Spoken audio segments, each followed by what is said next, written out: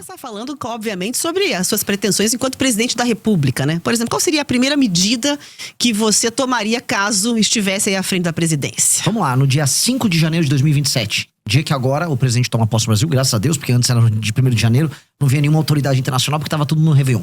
Dia 5 de janeiro, o presidente tem que colocar, e é isso que eu farei nesse dia, o Brasil, especialmente nas áreas que estão hoje dominadas pelo crime organizado, em estado de defesa. E o que eu chamo de estado de defesa? É um estado especial proposto pela Constituição brasileira, que permite não só o presidente da República, mas as forças de segurança atuarem de maneira mais enfática no combate ao crime. Por quê? Porque uma das coisas que eu venho falando em todas as viagens pelo Brasil é que a gente precisa retomar as áreas que hoje estão na mão do crime organizado e devolver para o Estado brasileiro. Ou seja, 23 milhões de brasileiros, de acordo com pesquisas e já saiu na imprensa também, vivem sob o comando do crime. E nós precisamos libertá-los. Hoje, sem o estado de defesa, a polícia, por exemplo, não pode entrar numa casa ou num comércio sem um mandado durante uma operação policial. E é lá justamente que se escondem os bandidos, especialmente as lideranças do tráfico. A gente precisa poder entrar, precisa capturar eles e desmontar o aparato do crime. Essa operação também não ficaria só circunscrita a bairros e favelas. A gente atuaria no Porto de Santos, inclusive há suspeitas do Porto de Paranaguá de atuação do PCC, um porto que fica aqui no Paraná.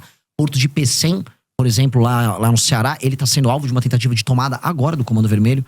Então, colocar áreas especiais dentro de um estado de defesa é a primeira ação para a gente retomar o território brasileiro. E isso não é apenas uma coisa enfática e concreta. É basicamente uma forma do governo brasileiro atuar de modo a recuperar milhões de brasileiros que estão fora desse pacto social, que é o pacto social da Constituição brasileira. Então, a principal preocupação seria a questão de segurança, pelo que dá para compreender com essa medida. Agora, quando se fala, né, nessa questão do estado de defesa, há ali uma certa controvérsia em relação a isso. Entende que é uma medida tranquila de ser tomada? Quem é que faria, por exemplo, essas ações, essas operações todas? Polícia Federal? Não, as polícias estaduais, elas têm autonomia e elas podem atuar junto com o governo federal nisso. A Polícia Federal, ela pode atuar.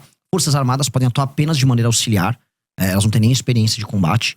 E esse efeito seria muito claro. A gente tem um papel hoje no Brasil que não é apenas fático, mas ele é simbólico.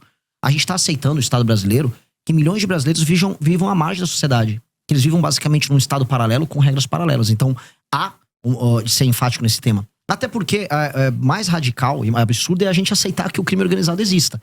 Né? A coisa mais maluca que a gente coloca na nossa cabeça é a normalização de um Estado paralelo. E hoje ele é normalizado. Hoje você anda, por exemplo, pelo Ceará, como eu andei, tem cidades inteiras e bairros inteiros.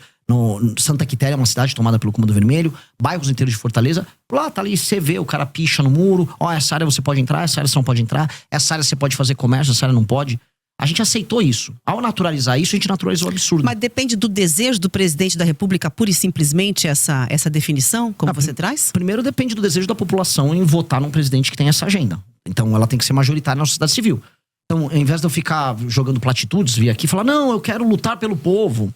Eu não vou fazer platitude. Eu estou falando, olha, é uma eleição plebiscitária. Se você quiser um combate enfático ao crime organizado, você vai votar no número do meu partido, 14. Se você não quiser, tá tudo bem. Você pode votar 22 no Flávio, você pode votar 13 no Lula. Votem quem quiser. Para mim é uma questão plebiscitária. Por isso que eu tenho que ser muito honesto. Eu vou propor primeiro, como proposta, já para a sociedade civil. E todo mundo vai saber que essa é a primeira coisa que eu farei. Segunda coisa, isso vai para o Congresso. O Congresso, que também foi nas eleições, eu venci essas eleições pautado por esse tema, aí deliberar e convencer e aí colocar em funcionamento. É um status permitido pela nossa Constituição. E eu acho que é um status que garante, inclusive, a cidadania de milhões de brasileiros. Portanto, é obrigação do Estado brasileiro fazer isso.